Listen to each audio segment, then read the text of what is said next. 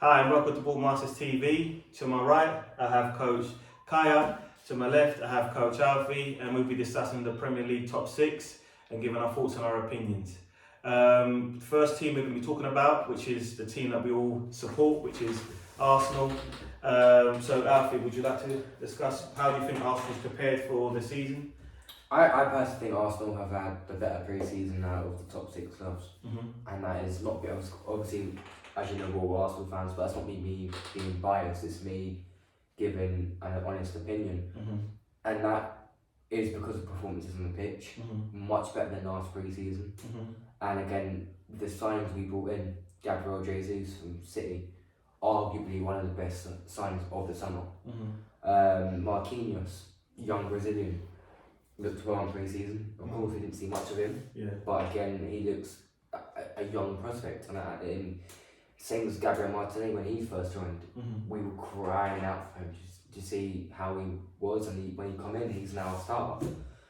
Matt Turner, of course, we brought him in last summer. Of course, now he's obviously an Arsenal player. He's played a few games and he's made a few decent saves. He has, and obviously the goals he's conceded. Also, we were watching an Arsenal game for a goalkeeper session, and there's nothing you could do about him. There was one. There was one absolute. That was a rocket. Yeah, there was nothing. Fabio Vieira, again, we've seen not much of that Fabio, but again, YouTube clips, from more YouTube clips, from what he done at Porto, he was exquisite. He was great. And so to cut you, you'd think, considering how it was the manner of how he signed it, because it was more of like a out of the blue, boom. Yeah. You know, again, did you know much about him? I never saw it coming to me. No. So you know, again, imagine the back room and staff at Arsenal, the ones that are looking at the recruitment side of things. You know, they've had two great windows. So I'm looking at, you know, I'm trusting them more with all the players that they're bringing in are of what Arteta wants. And you know, I think obviously again I'm really happy with Zinchenko. I still think they need a midfielder. I think they definitely need to try and, before this transfer window ends, I think they definitely need to get you know, Tillemans or the guy from Paqueta. Obviously again I know some of the other clubs in Europe are looking at Paqueta as well, but I think again we need to sell. And that is the one thing that is true. We need to do. Alfie, that is true. I think to be honest, we need a striker as well. I think just having Eddie and Jesus for the Champions League, Europa League, you know, and all these other, you know, cup competitions, you know, we obviously before we kind of chiseled ourselves out in terms of, you know, chisel the squad, make it small. Now that we've got all these, we're in the Europa League now again, and we need to try and bolster it up a little bit. But I think in terms of moving on to the next team, which is Chelsea, you know, in terms of they've brought, you know, I know they've tried to hijack Rafinha, and then they ended up getting hijacked themselves. Yeah. So you know, obviously they brought quite good. They brought in Sterling, Koulibaly, who's the goalkeeper? Selena. And who's the one that they got? Cucurella, sorry. You know, I think for me, you can see that they're trying to replace the defence that they've had, and I think they're trying to, you know, improve it. I think there's a lot of experience in that Chelsea back four with, you know, a load of talent. You know, so I think. I know they haven't. I think there was talk of Aubameyang, wasn't it? Yeah, Aubameyang going to Chelsea. Yeah. So what's your thoughts on Chelsea's business so far? Do you know what? Koulibaly improves Chelsea's back line massively. You could argue with Reece James, Thiago Silva, Koulibaly, and Ben Chilwell. Arguably one of the best back lines we've seen. Because again, Reece James we know likes going forward. You know, Cucurella as well. Let's go forward, and so does Benjamin Chilwell. And you see what Thomas Tuchel likes to do. Going forward, a 3-back. Going on defensive, a 5-back, because they don't want to see goals. But again, I personally think with the likes of Sterling now on that wing, it just quality players to Chelsea, and we know that Sterling under Pep has also played as a striker. So is that something Thomas Tuchel will try and get out of him? Because obviously Chelsea are need a striker because they've been playing a false nine, in my opinion. I personally think they have. What's your thoughts, Kai? For me, I think obviously Sterling, Koulibaly, Cucurella, I think they're more statement signings from the new Chelsea owner. But I think they're still lacking in positions. Like Alfie said, they need a striker. I think you can't play Havertz in for 38 games up front. And in the Champions League as well. I think they need one more statement signing to fill in that striker role. Who do you think that would be? Benny? I don't want it to be Aubameyang. I don't want it to be. Well, Giroud done it. Giroud done it. So it would be a bit snaky. I personally think Aubameyang wouldn't. In other Arsenal, in my opinion, I think Aubameyang wouldn't. But I think they just need a striker. Any striker that's gonna, can't say fulfill Lukaku's boots, but that's gonna do better than Lukaku. Yeah, I think talking about strikers, you know, Man City have got a massive striker in Haaland. What's your take with him at City, and what do you reckon that he's gonna bring? Well, they obviously have Haaland and Alvarez as well. They brought in. Yes. So with I haven't seen much of Alvarez. Well, he scored in the FA Cup. Is it FA Cup? Community Shield's final. Okay. He looks alright there. Haaland's a little bit disappointed in the game, but again, sorry to interrupt you. Again, he needs time. Of said course. Before, he needs to adjust to league to Pep's playing style. So people judging over one game, it's not really, in my opinion, right. No. Because I remember when Lacazette first joined, he obviously scored against Leicester City on his debut, but then he went on a few quiet games to adjust to the league. But then now Man City know they've got a quality striker, they just need to get the best out of him. And that's why I want fans to give him time. Because if they don't, he never adjust. And again, we all three of us know that he's exceptional. He is. I think as well. They've made some other signings as well, which Phillips. As you said, just mentioned Alvarez. They've got the other lad, Ortega. So I think they've spent 93 million, which to them is pennies to what they usually have spent in the past. So I really think that you can see it already that they're not really needing much, even though they've let Jesus go. They've let Zinchenko go, Sterling. And obviously, talking on that, they spent 93 million, but they made that back in 2 transfers. Yes. Where they spend, they also make it back as well. Yeah, and I think because they're able to, you have to think as well that they're champions as well. So everyone's going to want to pay for the champions. The thing is as well, they've got Phillips on a steal. Yeah. For me, 45 million. That is an absolute steal for someone of his ability. I think long term, I don't think they're going to even need a midfielder long term. Because that Calvin Phillips still surprised me a lot. Because I remember coming home from a session and it was a here we go guy for Fabrizio Romano. Yeah. And I was shocked. I was actually shocked because I said to you, Donovan, I remember saying to you. Yeah. I think was that not around roughly the same time when we was doing our business with Jesus? I think they needed the money to finance. So I think it's kind of worked out for all parties. I think, to be honest with you, and I think as a result, Leeds have strengthened. Obviously, I know that they've lost Rafinha as well, but I know that they've strengthened as well. So I think it's worked out best for everybody. The one that our North London rivals, who I don't really like speaking about. The less you say about them, the better. But, Spurs, again, they've spent so far 105 million on, obviously they bought Foster, they've got Foster in, Jed Spence, Richarlison, Basuma, I don't know how. We voted that. Yes. Lenglet and Perisic. Yeah, I think. Sorry, go on. I think We have to give it to them as good business. Yeah. And you know, a funny thing is when I know when they signed Perisic, you was like, oh God, Yeah. oh God. They've already got top 4, and now they've strengthened. And do you know what? I'm interrupting you. With Kane and with Son as well, you know them two combined. Yeah. It's like putting fire and oil. That will go up in flames. Because obviously, Kane and Son exceptional. But to add to that front line with Kulusevski, with Bissouma, with Richarlison, with Joe Spence, I'm dreading playing them.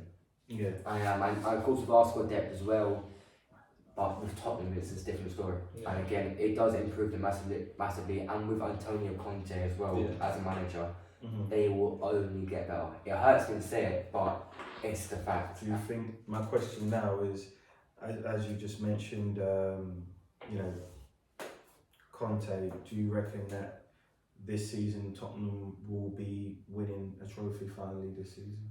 I still think no. No? Part of me says no. I personally think they'll bottle it again. But part of me is saying if they play a top club in the FA Cup final, yeah, that's what I'm saying. I personally think they would. For example, Liverpool, I think they would win it. You think over Liverpool? I personally, I would. Tottenham beat Liverpool, you reckon? If it's in the final, I think Tottenham win it more. Okay.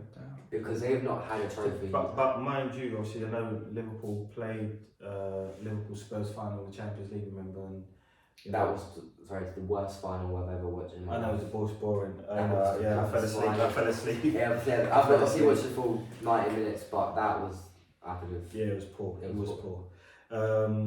What's your thoughts before we move on to the next team? On Spurs? Yeah. Like I said, I think it's very good business. Having the sort of manager they have, he's a winner. He isn't someone to lose finals or accept 3rd or 4th place. He's going to push for the title. I think he's going to push for every competition they're in. Yeah, I think Richarlison, will be some depth for them.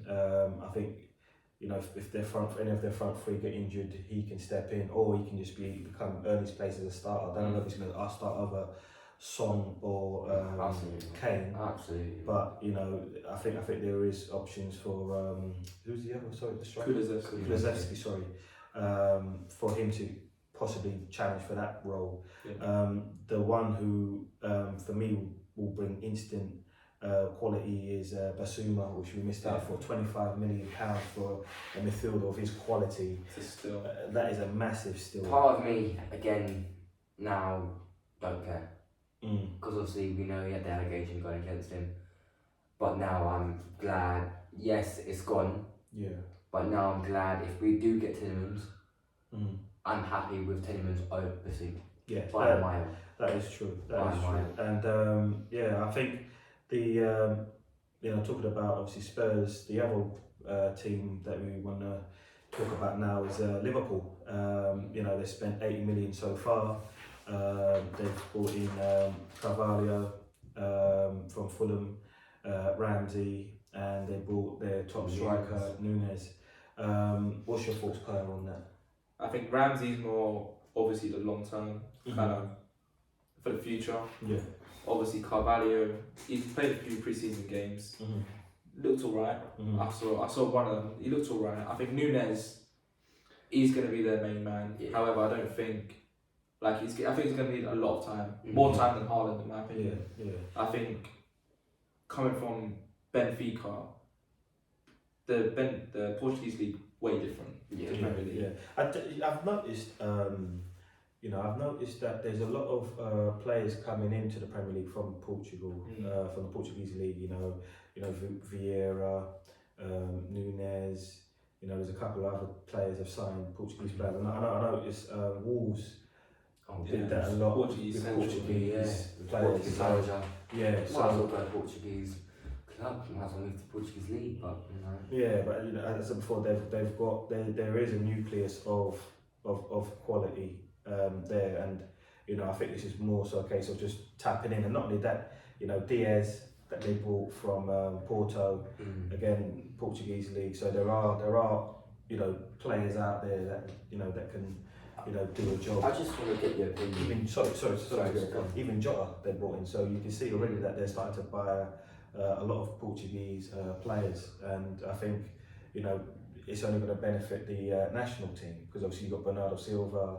So if you really look at the Portuguese players, not obviously at Liverpool, but in terms of just coming to the Premier League, it's a lot of quality. Now let me ask you a question for you two. Do you think Liverpool win a trophy or finish above City? Liverpool will win a trophy. If so, what? That is a tough thing because again they went for the quadruple and they ended up only having 2, and I reckon that reason why they ended up with 2 because I think they came up short. Obviously I think they could really miss Mane. And that is my next point. Yeah, I think they could possibly, but the plus side of things is that they got Diaz. With Diaz coming in, hitting the ground running in January, it's only going to be, you know what you're going to expect from him. Jota, you know what you're going to expect from him, goals. Definitely. So Firmino, he may have to maybe get involved a bit more. You've got Mo Salah, you know what you're going to get with him. So I think for me, I think this is the first time I would say since Borussia Dortmund where Klopp had a Lewandowski or an Aubameyang as a target man. So I'd like to see how Nunez copes with adjusting to the Premier League as well as getting that much needed development from Klopp's guidance to bring his game on. Alright, just going back to what Kyle said, Nunez would need more time than Erling Haaland. Sorry? Nunez, it will take him more time than Erling Haaland. And to be totally honest, I don't get why people compare Haaland and Nunez over one game. Yeah, you can't judge over one. No, you can't judge over one. Obviously, I think for Haaland, I think for me personally, I think you would think the Man United fans will be loving it, knowing that he's not doing too well. I know that he had a good relationship with Ole Gunnar Solskjaer, who was the former manager at Man United, and there was talks of him moving over to there, which is moving on to our next team that we're going to talk about, Man United, who have spent so far 70 million. They've bought Eriksen, fantastic signing. Malacia and Martinez. I don't know much about Malacia. Martinez, obviously I know Arsenal were in for him.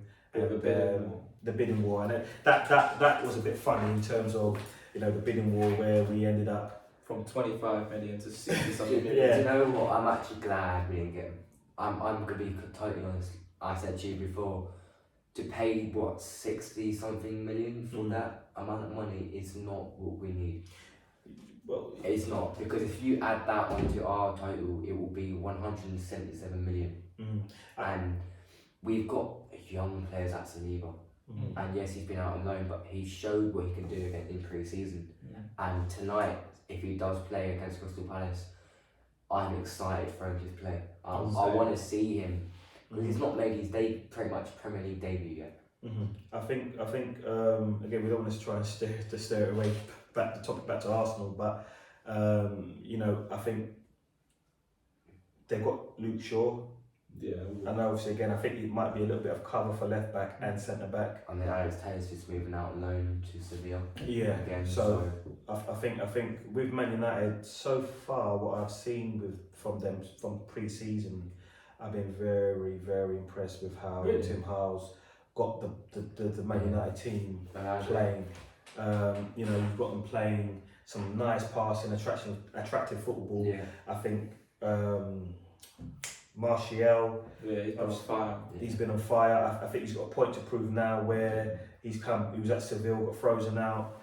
Now he's going to have to be hitting the ground running. Rashford now, no excuses for him. Sancho, no excuses for him. I think the whole United team, no excuses now. They've got the manager out, they've got someone who's better. That manager is showing that you do one wrong pass in that defensive line, he's going to be angry.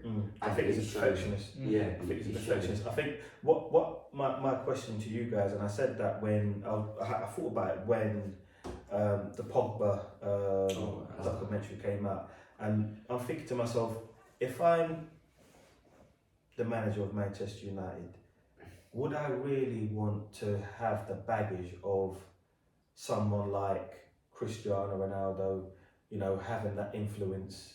You know, can you imagine dealing with personalities of Cristiano that's, you know, could be, if he doesn't like you for it or he doesn't get on with you, it could be a problem. Same thing with Pogba, bit of an ego thing, with Mourinho. You know, it didn't end up too good where the relationship went kind of sour. But I just think, for me, would it be good for all parties if they go, you know what, let's just start again.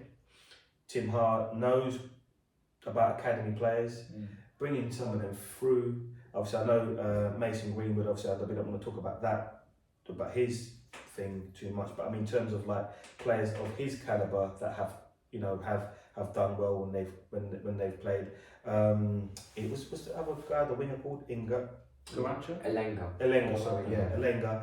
For example, he's another graduate of the academy, and I'm just thinking to myself, they won the FA Youth Cup as well, so there is a lot to pick from if you're Ten Hag, sorry.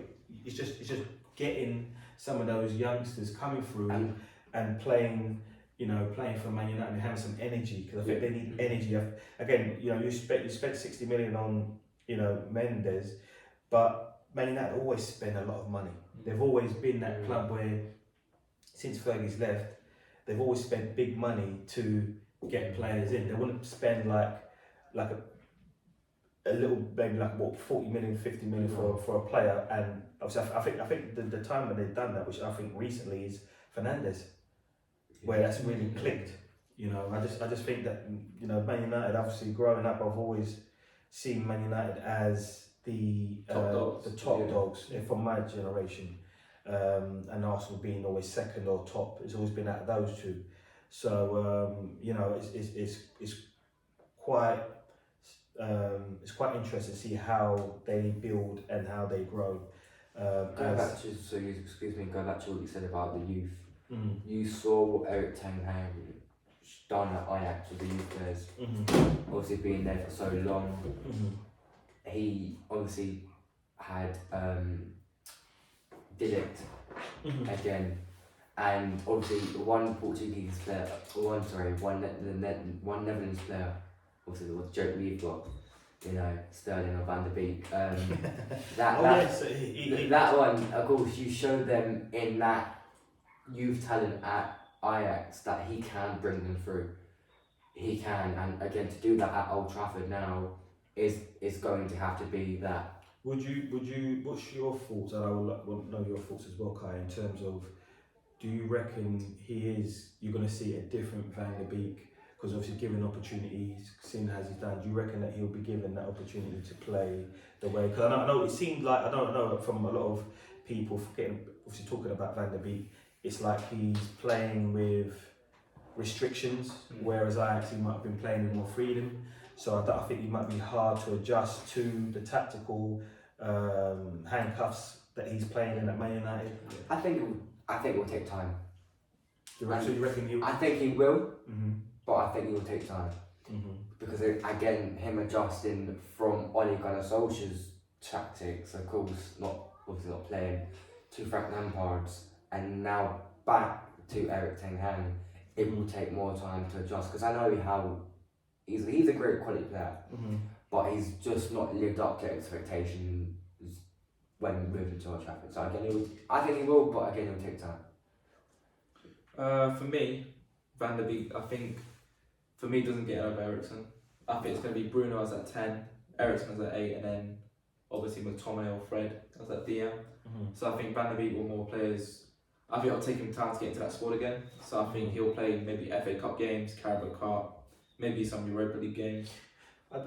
Yeah, because to be honest, I haven't seen much of Man United's friendlies as much to see how much Van der Beek has contributed in those friendlies. But I think if you're the manager and you've had him and he's been one of your bright sparks, I think we don't know whether him having the opportunity to go out on loan, because remember he was on loan at Everton, to come back and then he might be rejuvenated to know that his old boss is there, and he's willing to do the best he can for his club, Man United. Yeah, definitely. But yeah, that's our top 6 guys. That's our thoughts and our opinions. Stay tuned for our next video, which will be predictions, and we'll be giving the predictions from the top 6 teams, and some other content will be followed in the coming weeks. Take care now. Oh, sorry, one more last thing. I know. Obviously, we've done our holiday camp today, and I know that a few of our young kids wanted to hear a shout out from us. So I just want to say a big shout out to the boys from the Ballmasters holiday camp. Obviously, hopefully, we'll see you again on our next holiday camp, which will be on. I'm plugging in. I wasn't going to do it, but I'm going to plug in anyway. So our holiday camp is on Monday the 15th at Sutton Goals. So again, if you're 4 to 14 and you're interested in coming along, you're more than welcome to. Take care. Well deserved 1 week break as well, because it's been tiring. Take care. Come on, the Arsenal!